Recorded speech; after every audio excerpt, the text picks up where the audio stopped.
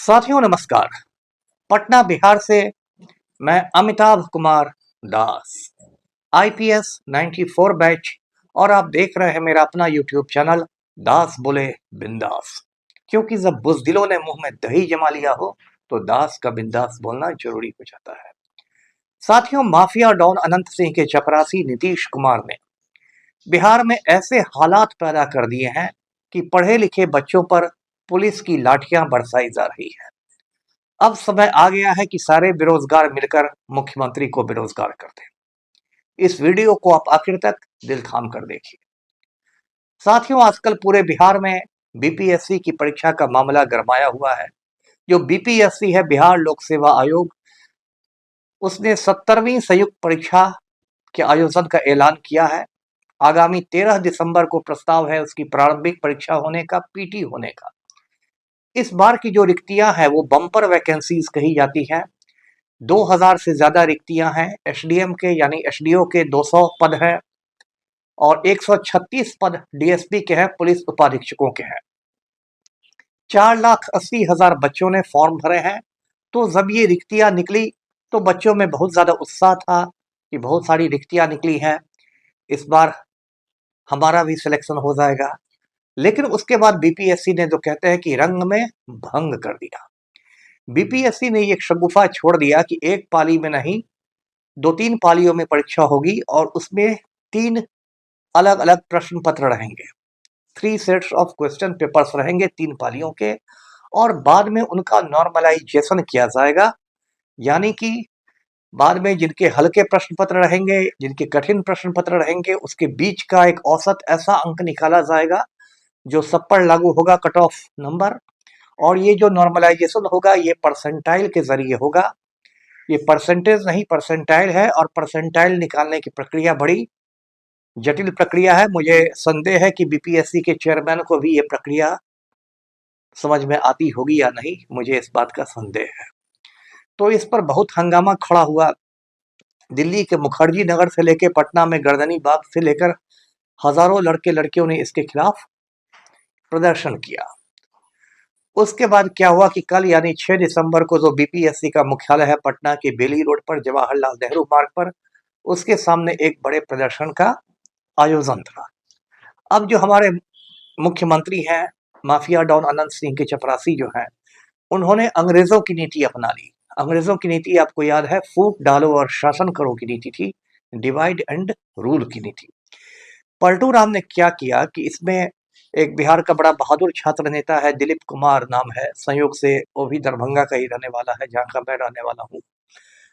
दिलीप कुमार को हाशिए पर लाने की कोशिश की गई, दरकिनार करने की कोशिश की गई, और इक्के दुक्के कोचिंग संस्थान संचालक जो पलटू राम के करीब हैं राजनीतिक रूप से, उन लोग को मतलब आप कहिए कि सेंटर स्टेज पर लाया गया।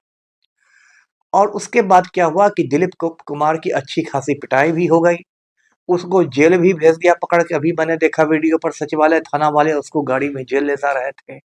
लेकिन ये जो कोचिंग संस्थान वाले हैं, कोई गुरु है, कोई गुरु घंटाल है, इन लोग का कोई बाल बांका नहीं हुआ। इनको लगता है हीरो बनने का पूरा मौका पलटूराम देना चाहते हैं, जिससे 25 के चुनाव में ये लोग जदयू के लिए वोट मांग सके, और कौन जाने जदयू के टिकट पर चुनाव ही लड़ रहे हैं। ये लोग युवा और कर्मठ लोग हैं। तो ये पूरा खेल चल रहा है। जब कल इतनी पिटाई हुई, कई के हाथ टूटे, पैर टूटे, इतना हंगामा हुआ, इतना रायता फैला, उसके बाद बीपीएससी का एक बयान आया कि नहीं, नॉर्मलाइजेशन का तो कोई प्रस्ताव ही नहीं है, ये हम 71वीं परीक्षा से लागू करेंगे।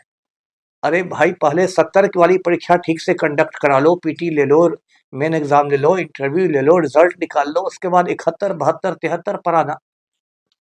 और यदि ये बयान देना ही था, ये स्पष्टीकरण देना था, तो ये हफ्ता दिन पहले आता, 10 रोज पहले आता, तो इतना हंगामा नहीं होता। इतने समय तक आपने असमंजस की स्थिति बना के रखी, और अब जाके आप ये बोल रहे हैं जबकि इतने लोग पिटा चुके हैं। अब देखिए, अभ्यर्थियों की 2 मांगे और जुड़ गई हैं। पहली मांग है कि फॉर्म भरने का डेट आगे बढ़ाया जाए। दूसरी मांग है कि जो प्रारंभिक परीक्षा की तारीख आगे बढ़ाई जाए। दोनों मांग आपस में जुड़ी हुई है, क्योंकि फॉर्म भरने की डेट बढ़ा दी जाएगी तो पीटी का डेट बढ़ाना ही है। और दोनों मांगे एक तरह से जायज भी है। इसलिए जायज है क्योंकि बीपीएससी के सर्वर डाउन होने की वजह से लगभग 90,000 लड़के लड़कियों का फॉर्म भरना छूट गया। अब बीपीएससी की संवेदनहीनता देखिए कि बीपीएससी कह रही है कि ये लोग नॉन सीरियस बच्चे थे, मतलब ये लोग गंभीर ही नहीं अपने करियर के प्रति, इसलिए इन लोग का छूट गया। अब बताइए ऐसा कैसे होगा कि बच्चे बच्चियां गंभीर नहीं होंगे? उसमें से बहुत सारे बच्चे ऐसे होंगे जिनका ये आखिरी मौका होगा।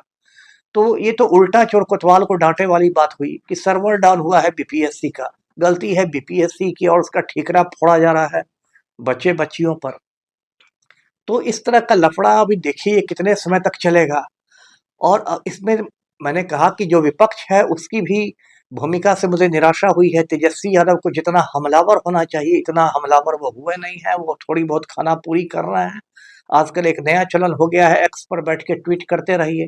ठीक है, एक्स वाई जेड अपनी जगह पर है, लेकिन तेजस्वी यादव को एक बार गर्दनी बाग में बच्चों के बीच भी तो जाना चाहिए था। वो विपक्ष के नेता है तो उनका ये धर्म बनता है, ये जनतंत्र विपक्ष के नेता का धर्म है कि वो सत्ता पक्ष की गलतियों को उजागर करे।